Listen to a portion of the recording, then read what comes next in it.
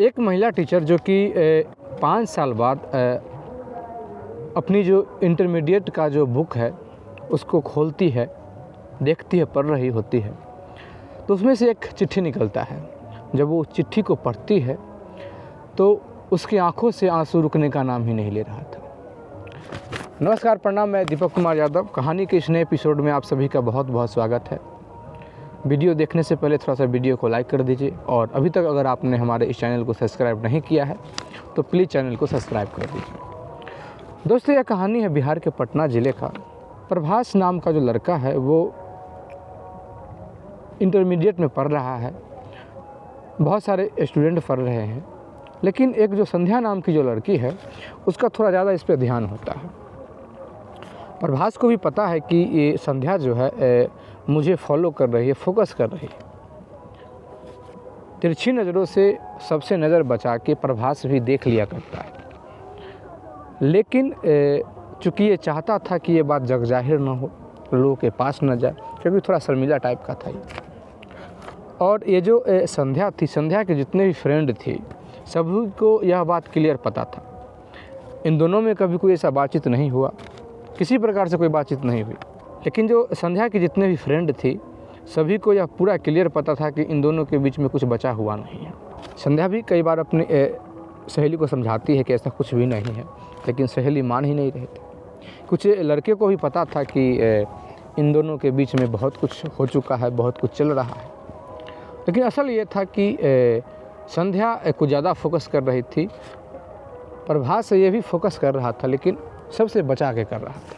उसका कारण मुख्य यह था कि ये जो प्रभास है इसके पिता नहीं थे, वो मर चुके थे, तो ये अपने ननिहाल में रह के पढ़ता था और फिर मामा इसको पढ़ा रहा था।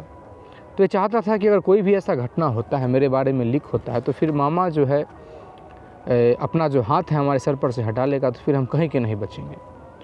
तो इन सभी चीज़ से ये जो प्रभास था सोचता था और इन सारी चीज़ों में ज़्यादा इंटरेस्ट नहीं रखता, क्योंकि इसका जो अब 12th जो है ख़त्म होने वाला था।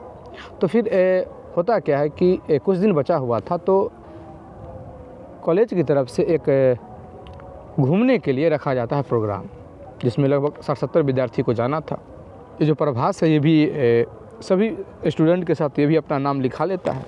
जब बुकिंग हो रही तो 300 रुपया दे के बुक तो कर लिया था, लेकिन ये सोचा नहीं था कि इसमें कितना रुपया लगेगा, या इसके मन में यह आया था कि पैसा अगर लगेगा तो उस समय देखेंगे, बंदोबस्त हो जाएगा।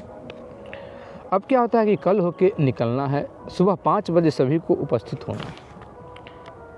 जब सुबह 5 बजे उपस्थित होना है तो सभी जो स्टूडेंट है वो आ जाते हैं, लेकिन ये जो प्रभास है ये आता नहीं है। जब ये आता नहीं है तो इसको कॉल किया जाता है, क्योंकि देर हो रहा था और इसी के कारण गाड़ी जो थी रुकी हुई थी। 2 बस किया गया था, 2 बस में पूरे स्टूडेंट थे, टीचर भी थे। तो प्रभास का जो एक दोस्त है प्रभास को कॉल करता है कि भाई तुम्हारे लिए हम लोग रुके हुए हैं। तो प्रभास पहले बहाना बनाता है, थोड़ा कहता है कि मेरी तबीयत ठीक नहीं है। फिर क्या होता है कि उसका दोस्त कहता है कि यार दवा ले ले, लेकिन चला फिर ऐसा मौका नहीं मिलेगा।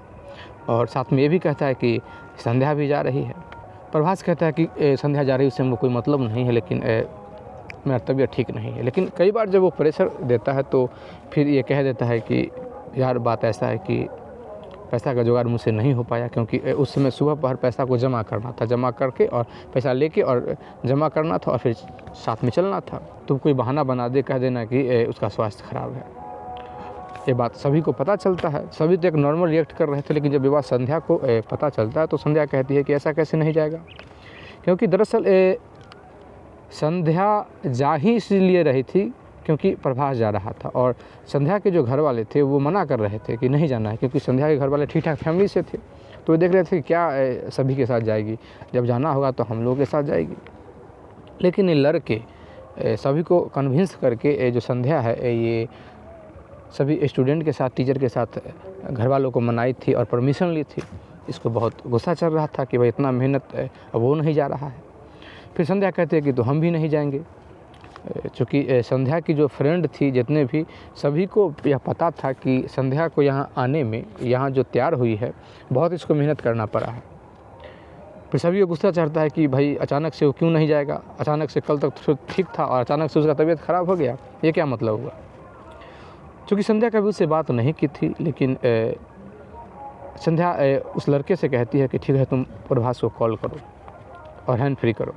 फ़ोन जो प्रभास से रिसीव करता है तो संध्या हेलो करती है, तो संध्या हेलो करती है तो ये पहचान जाता है, आवाज़ से पहचान जाता है। संध्या कहती है कि तुम क्यों नहीं आ रहे हो, तो प्रभास कहता है कि मेरा तबीयत ठीक नहीं है। संध्या कहती है कि ठीक है, अगर तुम्हारा तबीयत ठीक नहीं है तो तुम्हारे नाम पे मैं भी नहीं जाऊंगी। प्रभास कहता है कि ऐसी कोई बात नहीं है, तुम चली जाओ, मेरा कुछ और मजबूरी है। तो संध्या कहती है क्या मजबूरी है। प्रभास बता नहीं रहा होता है, लेकिन इसका जो दोस्त है वो कहता है कि उसके पास पैसे नहीं हैं। संध्या कहती है कि तुम अभी तैयार हो और यहाँ पहुँचो, तुम्हारा जो पैसा है मैं यहाँ पेड कर रहा हूँ, तुमको जब तुम्हारे पास होगा पैसा तो तुम मुझे दे देना। प्रभास एक दो बार मना करता है कि ऐसी कोई बात नहीं, इसकी कोई ज़रूरत नहीं है, लेकिन सभी के प्रेशर के कारण और फिर कुछ लड़कियां भी उसको उसी समय रिक्वेस्ट कर देती है, अगर तुम नहीं जाओगे तो संध्या भी नहीं जाएगी।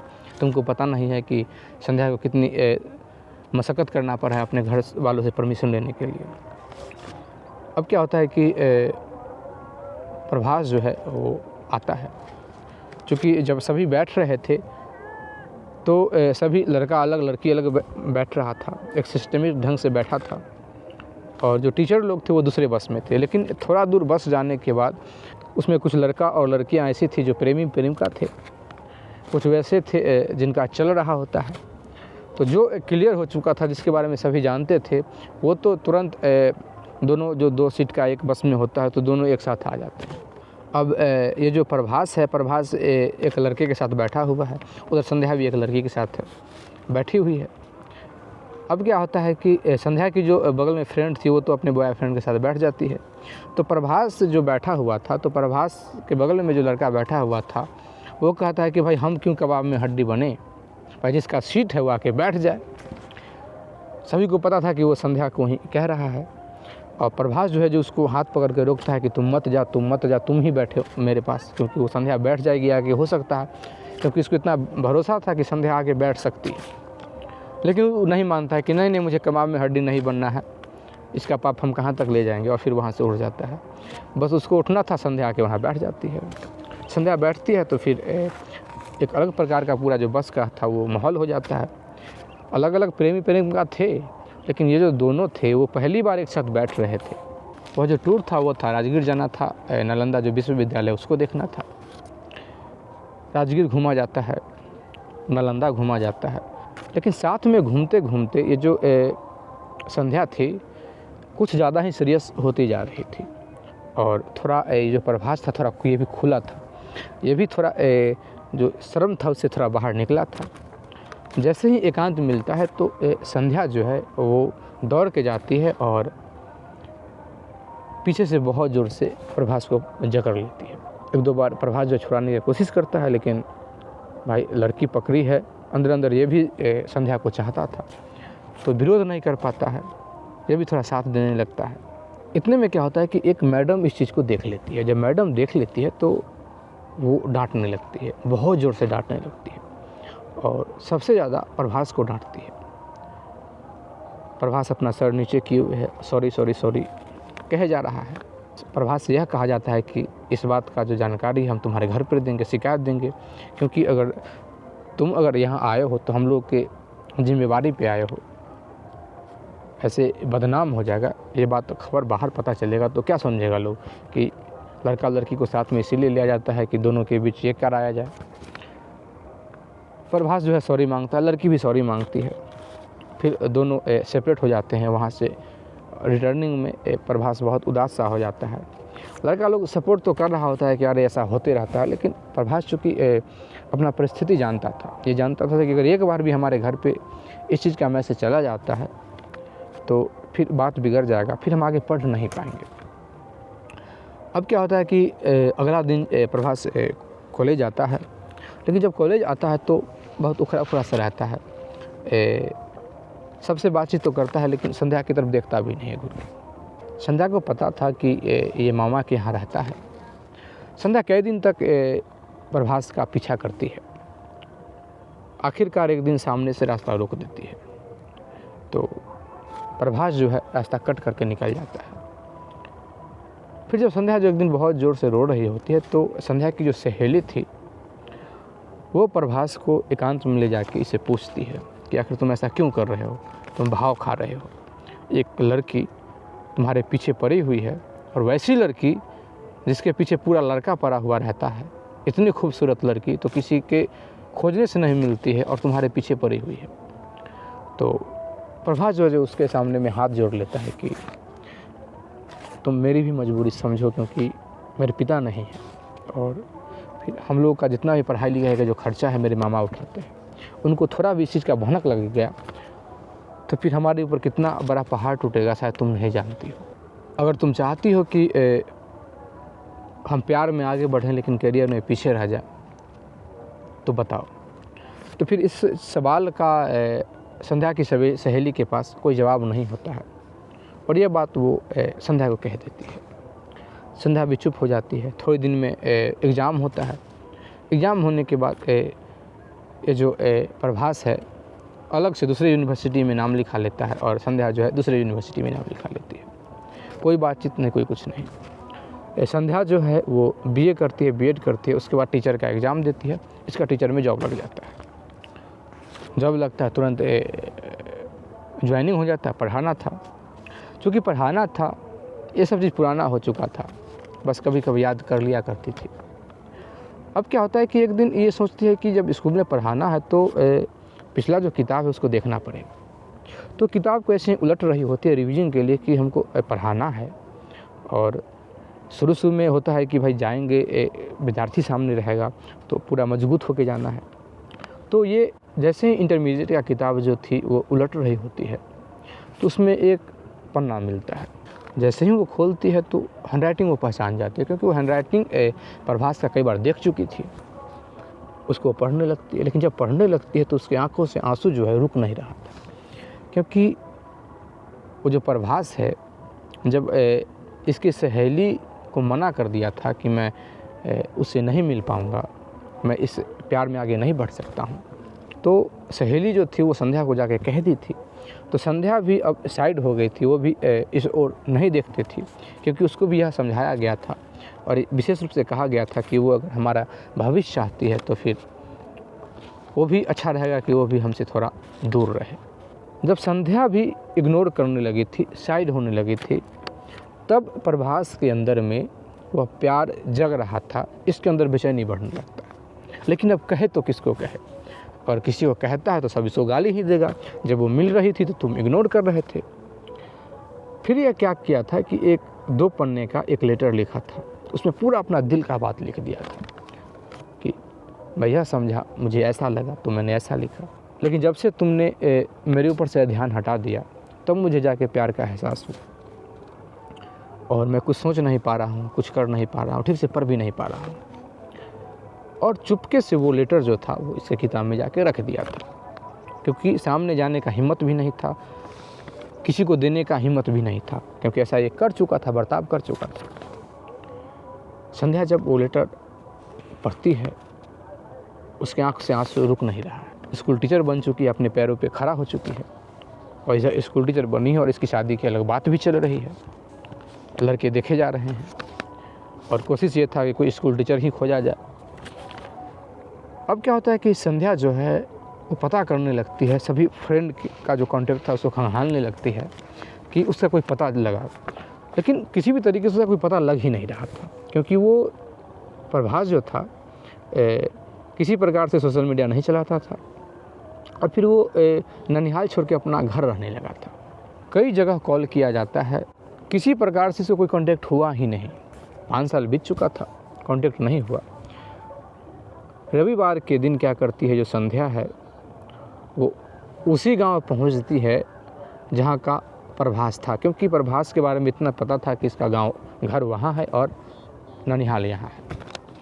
अब क्या होता है कि संध्या वहां जाती है और प्रभास के बारे में पता करती है। प्रभास के बारे में पता करती है तो पता चलता है कि प्रभास जो है जो गांव में ही कुछ बच्चों को ऐसे ही ट्यूशन पढ़ा रहा है। रविवार था, लेकिन उस दिन उसका कोचिंग चल रहा था, रविवार के दिन बंद नहीं था, ये मंगलवार को बंद करता था। ये संध्या है, वहाँ जाती है। जैसे ही संध्या को प्रभास देखता है, शांत खड़ा हो जाता है। संध्या भी कुछ नहीं बोल रही है, प्रभास भी कुछ नहीं बोल रहा है। ज़्यादा स्टूडेंट नहीं थे, 10-11 स्टूडेंट थे। लेकिन प्रभास अपने स्टूडेंट से कहता है कि ठीक है, तुम लोग आज छुट्टी मारो, क्योंकि ये हमारे पुराने जानकार हैं, तो थोड़ा हम इनसे बात कर लेते हैं और हमें समय लग जाएगा, तुम यहाँ से निकलो। सारा स्टूडेंट है जो वहाँ से निकल देता है, छुट्टी हो जाता है। लेकिन स्टूडेंट को इतना समझ में आ रहा था कि मैटर यहाँ कुछ गड़बड़ हमको लग रहा है। सभी हंस रहे होते हैं और वहाँ से निकल जाता है। संध्या अंदर जाती है कोचिंग में, जहाँ एक हॉल टाइप का था छोटा सा, ऊपर से एल्वेस्टर रखा हुआ था। वहाँ जाती है और लेटर जो अपने बैग से निकालती है और फिर इसके हाथों में थमा देती है। लेटर जैसे ही देखता है चुप हो जाता है। उसका चुप देख के संध्या के आंसू आँख से निकलने लगता है कि तुम जानते नहीं कि इन 5 सालों में मैंने कितना आंसू बहाया होगा, कितना तुमको याद किया होगा और इस याद में कितना हम तड़पे हैं। प्रभास कहता है कि खैर, तुमने तो यह बात सोच के रोई होगी कि एक लड़का ने मुझको इग्नोर किया, लेकिन सोचो तुम कि मैं कितना रोया हूँ, कि मुझे यह पता है कि जो भी कुछ हुआ है, अगर आज हम रो रहे हैं तो ये हमारी गलती है, अगर हम चाहते तो ऐसा नहीं होता। दोनों एक दूसरे के गले लगते हैं, क्योंकि अपने आप पे दोनों काबू कर नहीं पाते हैं। फिर दोनों थोड़ा सा बैठते हैं। फिर संध्या पूछती है कि क्या कर रहे हो, तो प्रभास कहता है कि बीएड कर चुका हूँ और एक बार एग्ज़ाम दिया लेकिन मेरा हुआ नहीं, तो फिर अगला ट्राई करेंगे अगला साल। ऐसे कुछ स्टूडेंट को ऐसे ही पढ़ाते हैं। संध्या कहती है कि मेरा नहीं पूछोगे कि मैं क्या कर रही हूँ।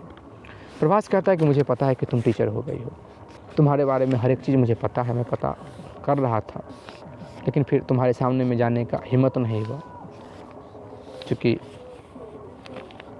मैं अपना और तुम्हारा स्टैंडर्ड भी देख रहा था। संध्या जो है वो प्यार से ही 2 झापड़ रख देती है और फिर गले लग कर रोने लगी। कुछ दिन फिर दोनों ऐसे ही बात करने के बाद दोनों जो है शादी कर लेते हैं। दोस्तों, यह कहानी आपको कैसी लगी कमेंट करके ज़रूर बताइएगा। अगर आप इसी प्रकार का और भी स्टोरी सुनना चाहते हैं तो प्लीज़ हमारे चैनल को सब्सक्राइब कर दीजिए। अच्छा लगा हो तो लाइक कर दीजिए, कमेंट कर दीजिए, शेयर कर दीजिए। जय हिंद, जय भारत।